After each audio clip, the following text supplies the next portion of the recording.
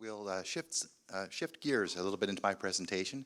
Bit of a different topic here, looking at just how you can actually deal with and address oppression or discrimination at institutional and systemic levels. I like the last presentation dealing with people on the ground, that direct relationship with kids and giving them the skills they need. It's fantastic. Again, it's my privilege to be here today to speak to you again about a topic that is very important to me, to the work that I do, and I believe to the future of dealing with discrimination and oppression in our province. This is the session overview, but I guess I should give a little bit of a, I always say that systemic work is the best and most rewarding part of the work the Commission does. I have to be fair to my other colleagues who do individual complaints and say they do tremendous work. They deal with a lot of complaints every year. That number grows year over year. And it grows for interesting reasons. I'll just give them a bit of a shout out here. It grows for interesting reasons because we're very successful at the work that we do. In fact, our individual complaints are growing year over year because lawyers are referring their clients to us. Lawyers who normally make money dealing with clients and discrimination between employers and their clients, they're saying, you know what, the Human Rights Commission is the fastest, best place to deal with this work. So they are getting a tremendous amount of work. They're doing great work. In fact, 70% of the complaints that we get are dealt with within a year. If it takes longer than that, it's taking longer than that because there's investigation or it goes to court. The Human Rights Commission's individual complaint process is, as the Chief Commissioner likes to say, it's the freeway to the Court of Queen's Bench. But we build in a lot of off-ramps. And we use a lot of off-ramps. In fact, we rarely go to the Court of Queen's Bench. And so that's the individual complaint process. It's very successful. Earlier today, we were talking a lot about knowledge. And one of the earlier slides talked, was it a Pierre Boudreau quote? I was thinking of Michel Foucault, who also says that power is everywhere and it is nowhere. It is controlling us in all many different aspects. And as Nancy said in her presentation, knowledge is power. And that's something also that the Human Rights Commission really believes in. And that's why we do systemic advocacy. But we're doing systemic advocacy, I would say, in the schools. We call it public education. And that's not part of my presentation, but I just wanted to let you know because it's novel. No other Human Rights Commissions in Canada are doing that. We have a program that's for the K-12 school system that teaches kids rights, teaches them responsibilities, and teaches them respect. And that's being piloted in Saskatoon and Regina in both the public and Catholic school divisions. And the teachers are taking it on. They're moving very quickly and with that, and it's gaining a lot of ground. I have great hope that will create systemic effects in the near future for us. But I'll delve back into the systemic part of my presentation, which I wanted to talk to you about today. Just reminding folks that, of course, the Human Rights Code of Saskatchewan is provincial legislation. The Canadian Human Rights Act does not apply in almost all situations in Saskatchewan. And as I mentioned yesterday, neither would the UN declarations or the UN codes. They don't apply directly to the work that we do. So we use the Human Rights Code. But let's get launched here real quick. I'll try to skim the crest of the waves. I've taken a pen to most of my presentation, so we'll see if I can get it done quick. Systemic thinking. How do we think? How do we move from that individual situation which causes us pain and suffering often? How do we get from that individual situation to going to dealing with that either individually or at a systemic level? Systemic thinking is a bit of a leap. It's about discrimination or inequity that affects more than one person. It affects cohorts of people. It affects groups. It can also be seen as a system that, knowingly or by habit or by practice, discourages or bars people from accessing a public good, a public space or a service. And sometimes, as we know, discrimination is not blatant, but everybody just knows that discrimination is taking place. We talked yesterday about that example about how the security guard will follow a person around just based solely upon their race or perceived race. I could jump into that. It depends on the action. It depends on what happens at the end.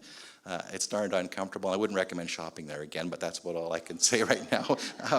But I'll just jump. I just keep going through this a little bit. Advocacy, that's what we do, and that's unique.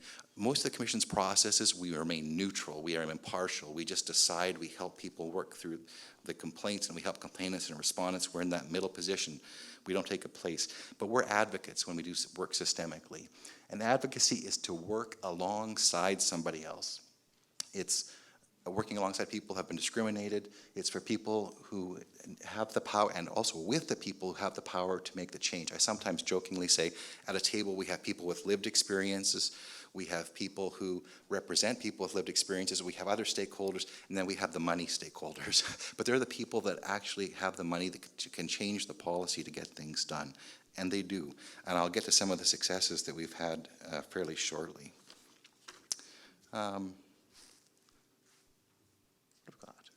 What is this? Yeah, and just to say, it's, as I mentioned earlier, it's an inclusive, stakeholder-driven process. What are the systemic issues? Once you start thinking about those things that affect broad groups of people that are sort of baked into the system, some of the things that we see, and this is based on our individual complaint processes. We've talked a bit about this yesterday. 55% of our complaints involve people with disabilities. 10% involve pregnancy. We've heard that comment made earlier in their presentations. A woman comes to her employer and says to her employer, guess what, good news, I'm pregnant. The employer says, guess what, good news, you're fired. I make a joke out of that, and I shouldn't, because it happens. It happens too frequently. And 10% of our complaints involve discrimination based on pregnancy. And 10% involve sexual harassment. It's huge. Actually, if we combine all the areas of gender, pregnancy, and sexual harassment, about 28% of our complaints are gender-based. So we can see very quickly there are two huge systemic issues facing our province. The ultimate goal, of course, is to address that, but we do need to generate awareness, we do need to educate, and we do need to mitigate the problems. There we go. 2 slides. I want to edit. Goals. What are the goals? The goal of systemic advocacy is to address the discrimination, the oppression, the inequity in the system. It is intended to make the communities, the systems better, but to make our community better and to make communities better.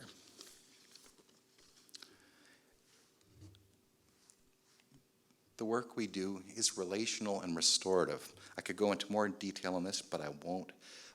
We deal with these large-scale, interconnected, systemic, broad issues. We deal with them in an interpersonal way first. We have to acknowledge that we all exist in relationships. We are all relational human beings, and whether we want to or not, we are required to interact with one another. And we learn from one another, and sometimes we even learn the best about one another. Sometimes we learn about each other from stereotypes, which is not always helpful, but often, regardless of the stereotypes, regardless of the preconceptions, we do need to learn about how to act and interact with each other.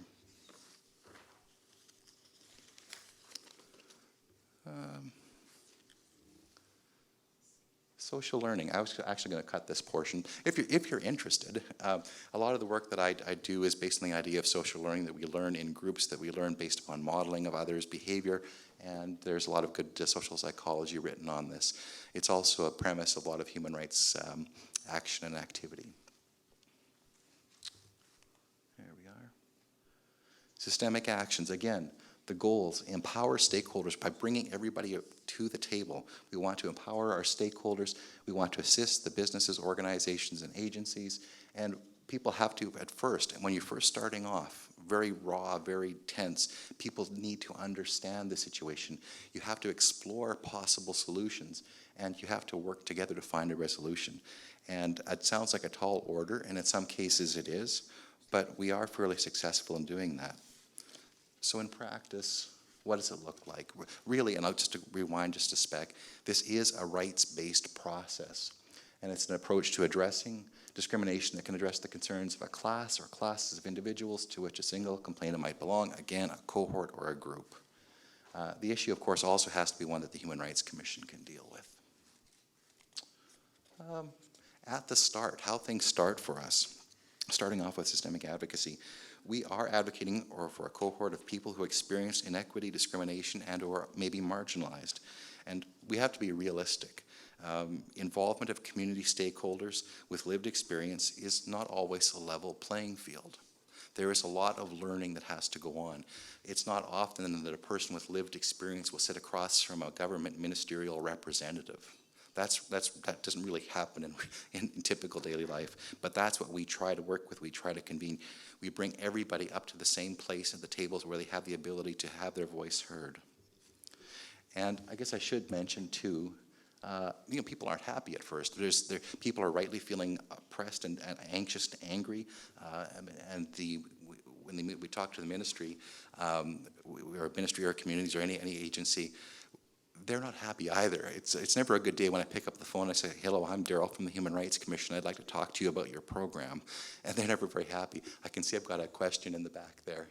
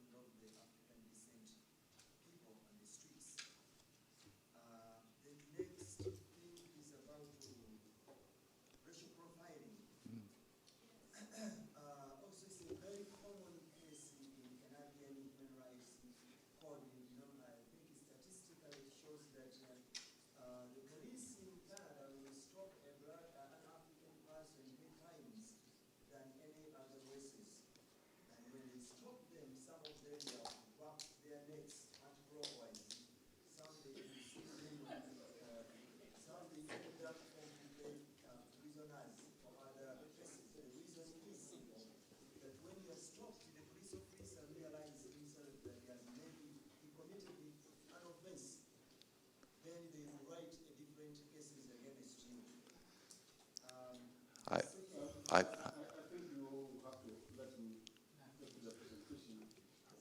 If you have time, then you come to. I will say, that you bring up a very huge systemic issue. I'm very well aware of it. We're watching it very closely. We're having conversations, I'll say that. I won't go into too much detail, but we're very mindful of what's happening at a systemic level, that's happened in Ontario, what's happened in Halifax. There have been reports from Vancouver and Alberta as well. It's a problem. I agree with you. I'll jump back into my presentation, and that was a very unhappy topic. And I'll say, as I was saying you just earlier, was that in many cases when we first start working systemically on systemic issues, no one's really happy with the commission either. We're kind of in the middle of unhappiness, but we work to make that to turn that around where possible. So quickly here, systemic success. We have collaborated, as I mentioned earlier, with government, ministries, municipalities, and community-based organizations. We have improved the lived experience of cohorts of similarly affected people, and this includes in broad areas of public transportation, health, education, and rental accommodation, some of the topics which we've talked to. I'll go very quickly. In the city of Regina here, we started working about 7 years ago. At that time, if you were a person with a disability that could not use the conventional transit system, and most of the time you couldn't because you couldn't get onto it, you had very limited recourse and very limited opportunities to access the bus system. If you can't travel your community, no matter what kind of wonderful community you live in, if you can't get from A to B, your community's off limits to you. And that was the first thing that we did. We came to the city of Regina. There was a little bit of animosity at first, but then the city of Regina said, you know what, we're going to make this the best place in Canada for people with disabilities to get transportation, and they've done that. They've done a lot of fantastic work here. They have their accessible bus fleet has expanded. Their conventional bus fleet, most of you will know that the buses kneel now, or in most communities they do in Canada, the buses lower, people with disabilities can get on them very easily. They've done a tremendous amount of work. We've also done a tremendous amount of work with the taxis, which I won't detail now, but this information, if you're looking for it, we detail it in full reports that are available on our website. Systemic successes. This one might be of more interest to many of the folks in this room. We've worked with the deaf and hard of hearing community. We have, when working, we talked to the people in the community, we talked to stakeholders, we created a report, we went back to the stakeholders, we rewrote the report, we put the issues to be addressed, and we brought the stakeholders with lived experience, the government, ministries, health, justice, education, social services to the table, and we said we want to do something about this, and they said, okay, every infant in Saskatchewan now, because of the work that we've done with the stakeholders, will have their hearing screened at birth. for hearing loss, which is huge. If you do not catch hearing loss in your child right away, there are critical gaps, of course, that you can miss, but there are also issues with getting into service queues. So this is a big step for our province. In fact, I think Alberta copied us for once. That was a nice thing to do.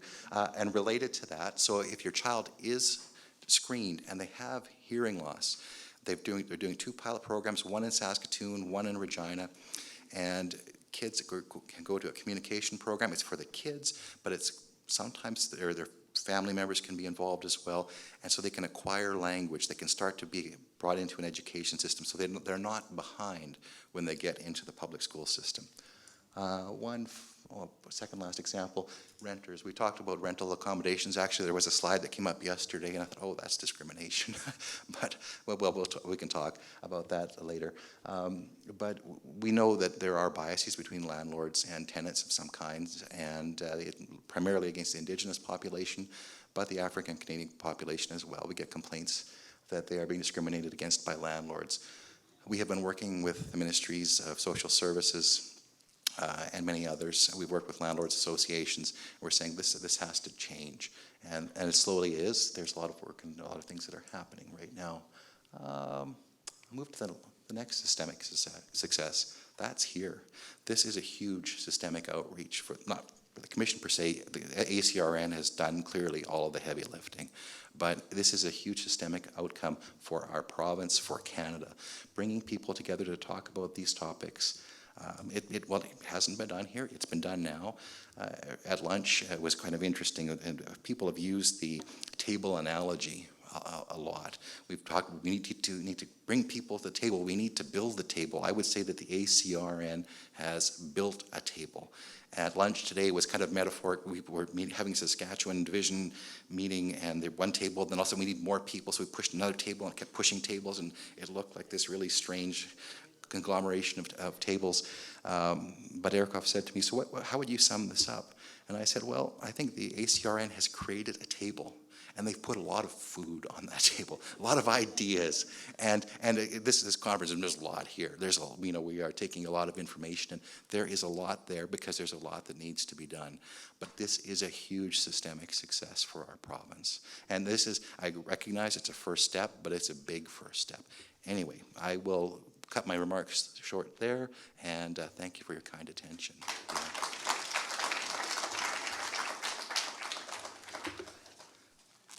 I can see we've got another question there, but we'll probably let my... Oh, sure, go.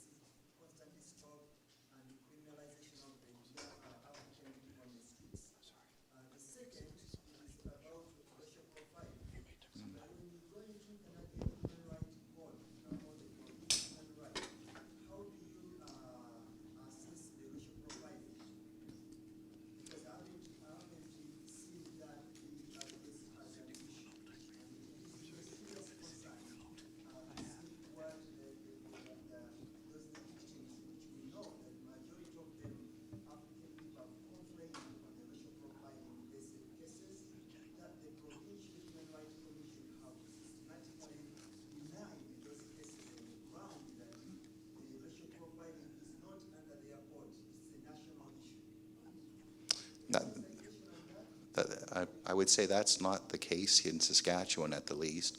I know that there are other human rights commissions that are directly working with police and researchers in Halifax. They've done that. This is a top-of-mind issue for human rights commissions. It's a top-of-mind issue for us. In Saskatchewan, most of the racial profiling that would occur, and I won't speak too long about this, would likely occur against the Indigenous populations. And just to say one quick little piece, I know we've got to go ahead right away. By and large, persons who are Indigenous don't come to our office. There is a lot of good research out there, and there's a lot of good reasons why, but the short answer is that, and the theory is that any contact with a ministry or a government agency can cause difficulties in other unexpected ways. I need to leave it there. I need to jump in, but I hear your concerns, and we are working on them here in Saskatchewan.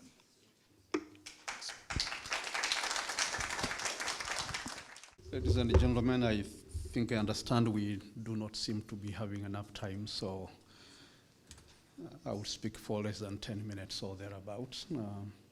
I may go very fast, so you'll bear up with me. I'm Joseph Mburu, and I've been around Saskatchewan for a number of years.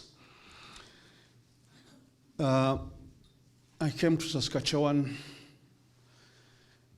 because I was fulfilling a dream of 24 years.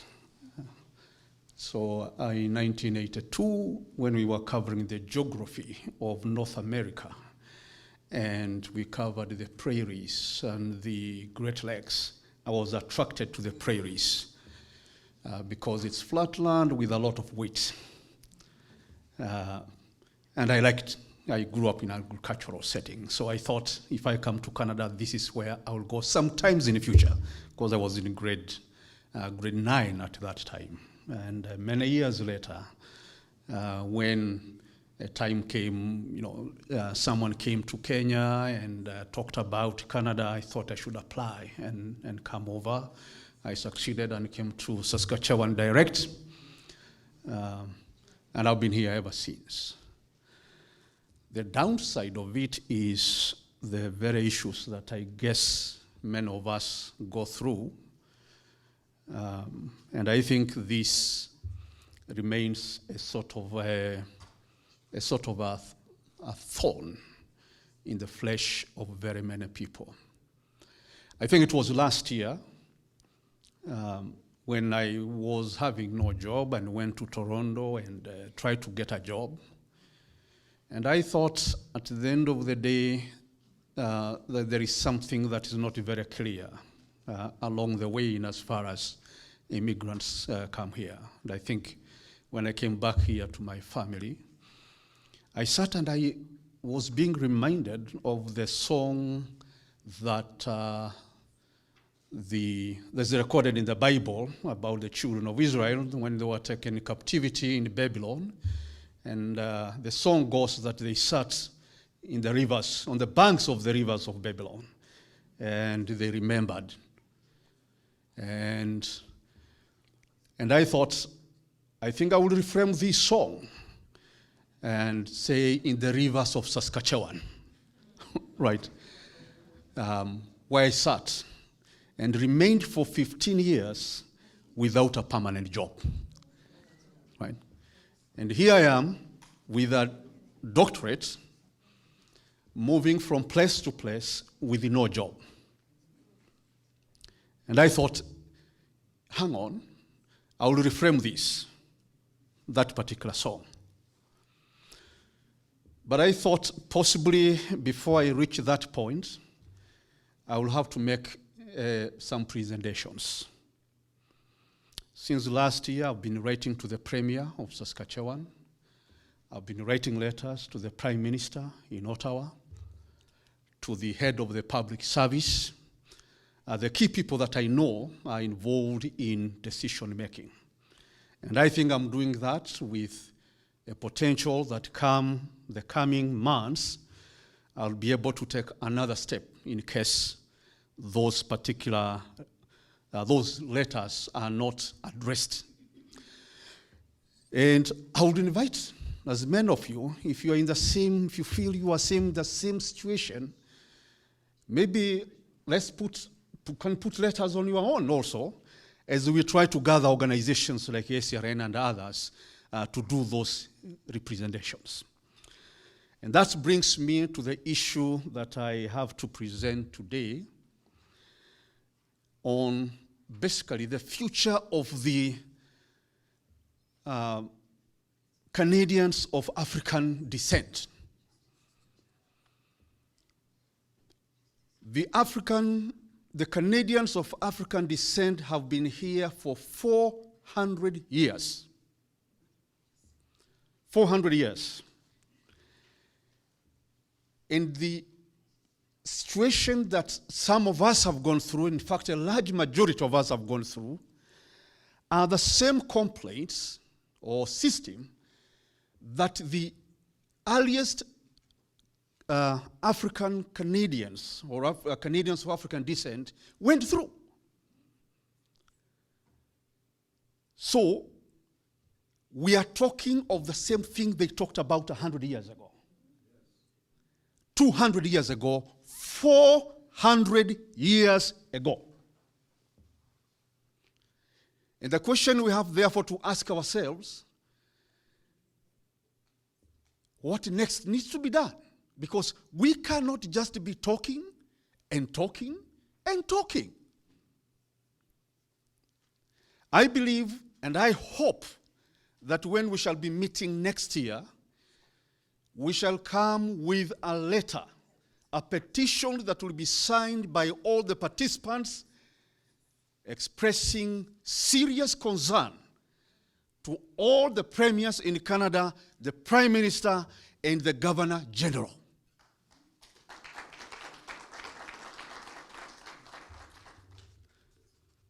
So basically what has been happening is the fact that there is a lot of negative issues out there in public domain about black, and I will be using this interchangeably, blacks and Afro-Canadians and Canadians of African descent in a kind of, referring to the same group of people. And let me say maybe before I go far also that when reading research or researching and reading material, I've been teaching at the University of Regina here, and I've been teaching human rights. And when we are talking about some of these things, basically, sometimes they may be direct to a specific community too, especially our brethren, the white community, because basically they are holders of power and the holders of positions, and in a way they expect to make changes. But I'm also always reminded that during the height of slavery and slave trade, we had William Wilberforce. And I hope that there is many William Wilberforces in Canada that will ever stand with the cause of the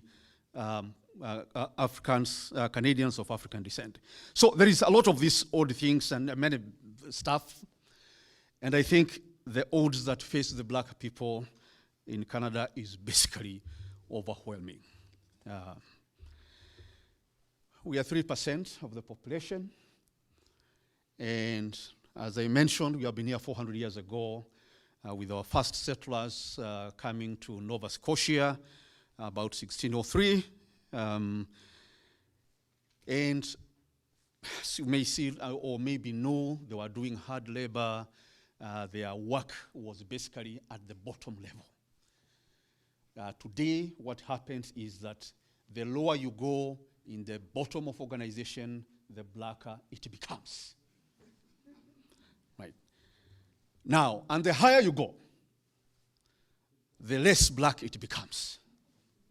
All right? Now, there are many challenges.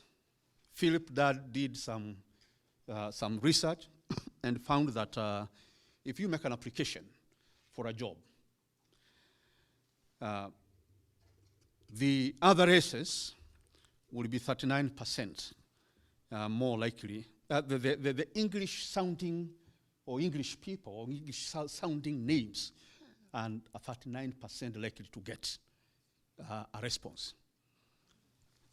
The Chinese and Pakistan, again, will receive less.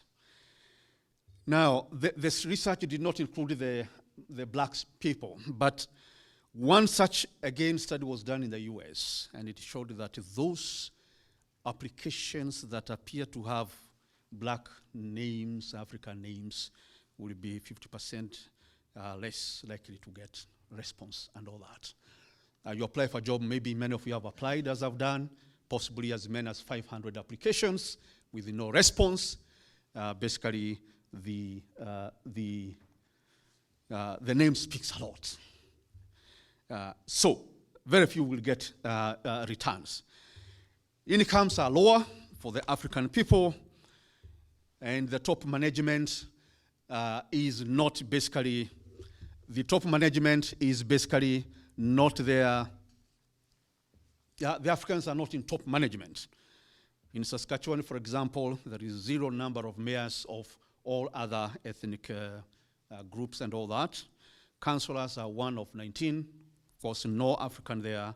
MPs, 1 out of 14. Judges, 2.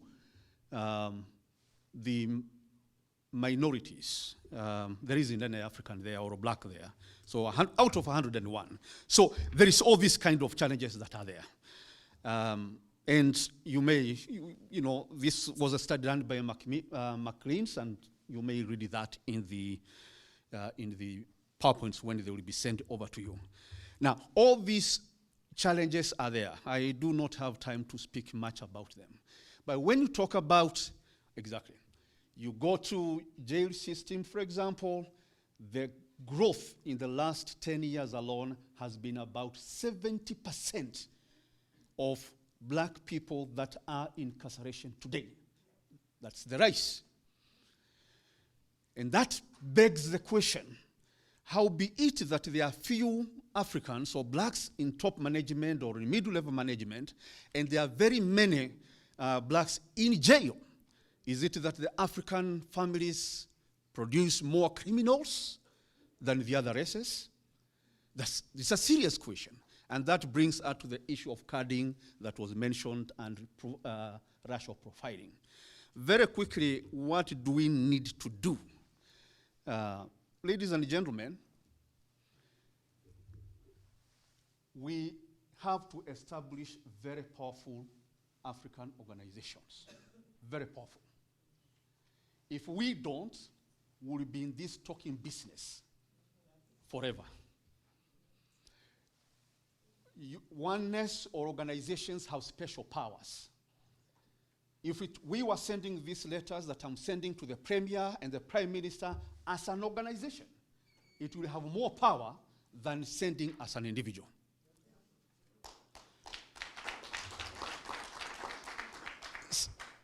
Secondly, we have to stop the idea of just talking. Let us act. The other important point is,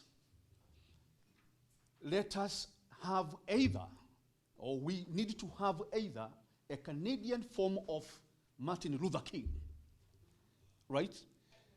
If not so, we have to go and get his spirit from the grave or from heaven, right? So that we can be able to champion our cause in a big way.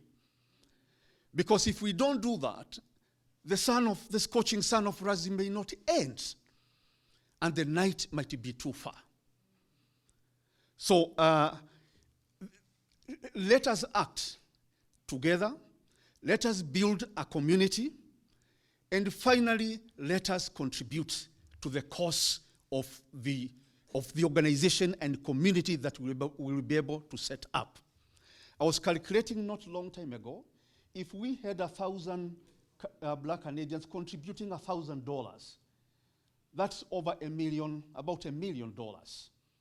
We will be able to employ about 10 people that will be able to dig the details of what is happening to the black community and mobilize them to go and meet the premiers, meet the Prime Minister, and say, hang on, we have come because 1, 2, 3, 4.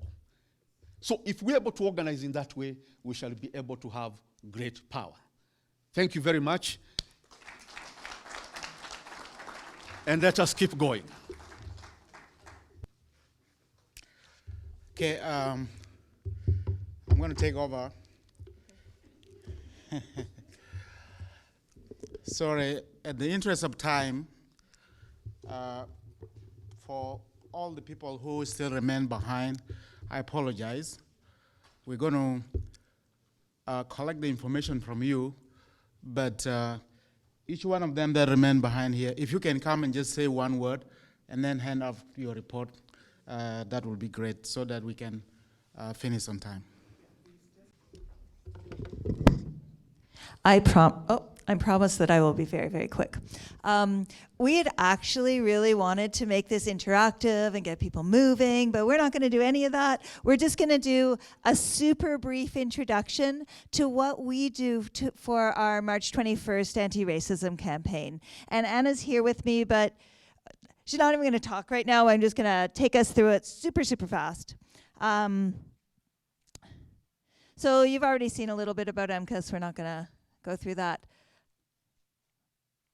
You've seen this stuff too, but we didn't know it would be the same audience today as yesterday. So we were going to get you to talk to each other and move around and kind of look at our own experiences of racism in terms of this stuff, because that's what we do with people when we work out in the community. But we wanted to talk a little bit about a couple of the aspects of our campaigns. So one is that we have a community engagement kit, and you can see it up on the wall there. That actually looks like not even the whole thing. It's got really good examples of what racism has looked like in Canada over time, like historically and contemporarily, as well as examples of some of those anti-racist heroes that have actually acted and done things. And so that, and also conversation starters, things people can do, like ideas for action. So that is our kit that you can see there. Then you can see our poster, and we spread that around. The picture is from an event in Swift Current a couple of years ago.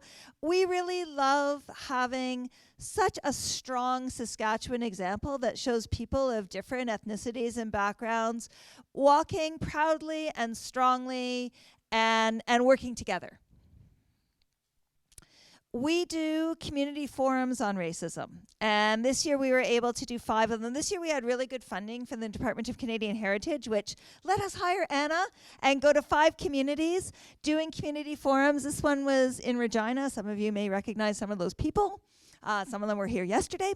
And they really let people interact and start to think about what is it that we can do as a community to move forward. And particularly the ones this year in North Battleford and Yorkton, boy, were they concrete. They were so concrete that they actually launched, in North Battleford, it launched a program.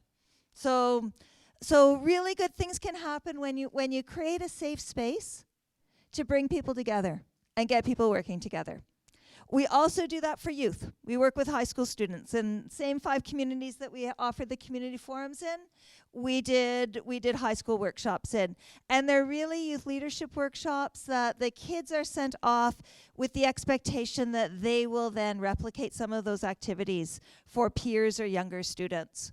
And so that is all that I wanted to share with you about our campaign. And please get in touch with us. Check out our website. And I'm going to turn it back over to Erkoff so you can finish up. I'd like to sincerely thank all of you